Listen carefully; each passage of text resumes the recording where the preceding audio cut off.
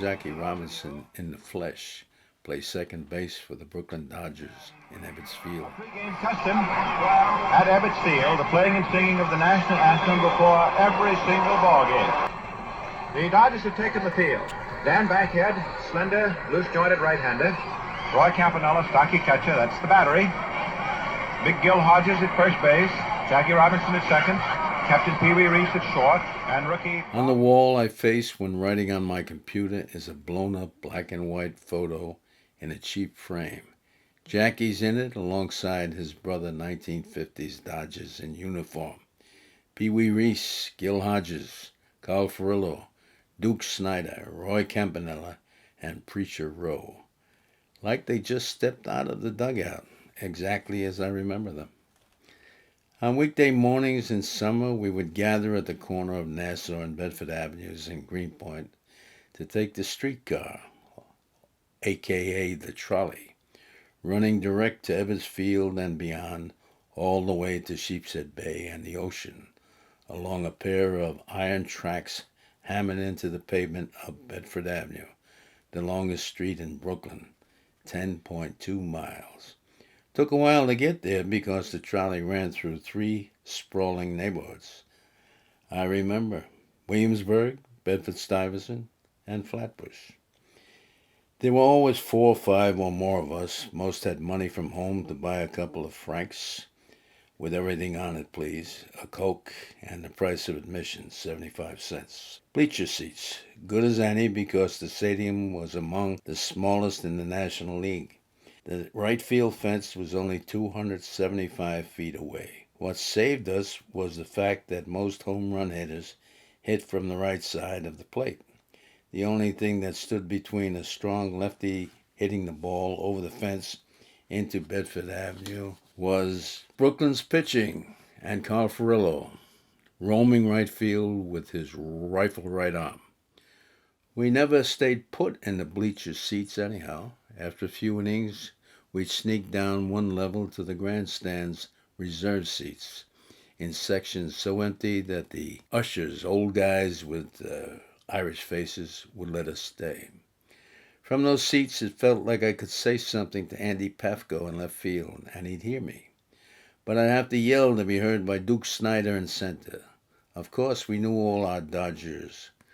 Big Gil Hodges at first base, Harold Pee Wee Reese at shortstop, Jackie Robinson on second, Billy Cox on third, Roy Campanella, Kempy, behind the plate, Edwin Preacher Rowe on the mound, and Carl Furillo, the reading rifle in right. We were 9 or 10 years old from the same block, McGuinness Boulevard, named for the long-dead Alderman, Pete McGuinness, who incidentally had lived in the tenement next to mine. It was rare for a neighborhood boy to be anything but a Dodger fan, but 2 of our number were disloyal. Alan Cebulski was a Giant fan who played chess on his stoop, and, most galling of all, Peter McAllister, a Yankee fan, whom we all razzed. Go live in Manhattan, but tolerated because his dad was a New York City police sergeant, so what could you do? It was one of the greatest pleasures of the game to see Jackie run the bases. So quick, so smart, taking longer leads off the base than anyone once he got on. He gave the opposing pitchers fits, having to watch him constantly to thwart his running on a pitch to steal a base. I remember the way he ran, quick, almost mincing steps, then quick as a scared cat. He had a unique stance at the plate, feet close together, bat held high, knees bent, corkscrewed. Signed by the Dodgers general manager Branch Rickey in 1947, the first black man to play Major League Baseball. Jackie Robinson took a lot of crap from white players on the other teams. It hardly registered on us that Jackie was black.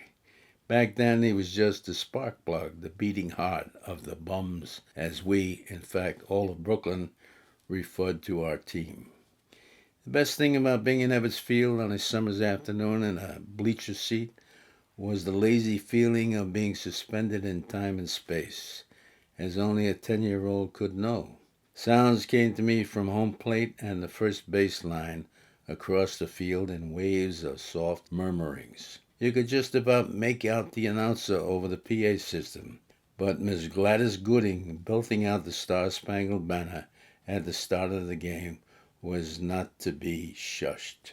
The seventh inning stretch loosed up all that pent-up feeling in whoops and roughhousing with your friends.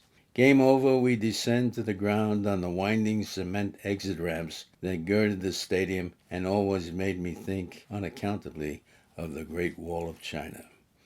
I had the misfortune to go to a New York Nets game at the old Shea Stadium some years ago, and also a Yankee game at the old stadium, both times to shepherd out-of-town friends, baseball fans. The electronic din was unrelenting. Lazy, murmuring summer afternoons were long gone. By 1954, I left Brooklyn behind for a boarding school on the North Shore of Long Island.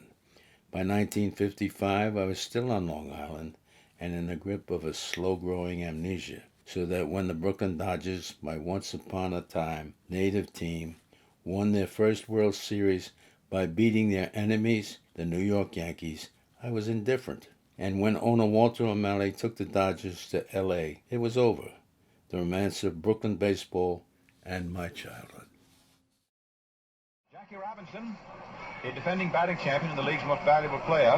Robinson at second is hitting fourth for the Dodgers. Then comes Carl Ferrello in right field. Hodges, the first baseman, is batting sixth.